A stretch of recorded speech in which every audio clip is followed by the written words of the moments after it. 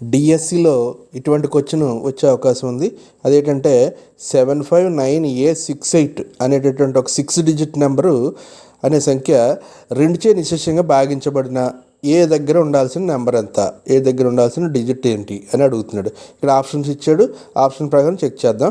అంటే 2చే నిశ్శేషంగా భాగించబడుతుందంటే ఆ నెంబర్కి చివరి ఎప్పుడు కూడా 0, 2, 4, 6, 8 ఉండాలి, ఏదో ఒకటి.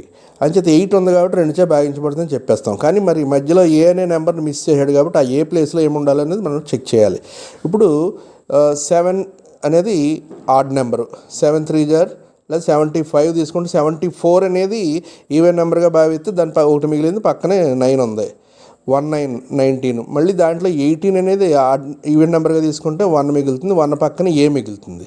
తర్వాత పరిశీలిస్తే రెండు ఈవెన్ నెంబర్లే కాబట్టి ఇబ్బంది లేదు. ఇప్పుడు 1 పక్కన ఏ మిగిలింది అంటే ఇది ఖచ్చితంగా ఏ అనేది 2 కానీ 4 కానీ 6 కానీ 8 కానీ కావాలి. ఇక్కడ ఆప్షన్స్ చూసుకుంటే మనకి 2 అనేది ఉంది. ఓకే, సో అంచేత ఏ వాల్యూ ఎంత అయిందంటే ఇక్కడ 2 అవుతుందని మనం నిర్ణయించవచ్చు.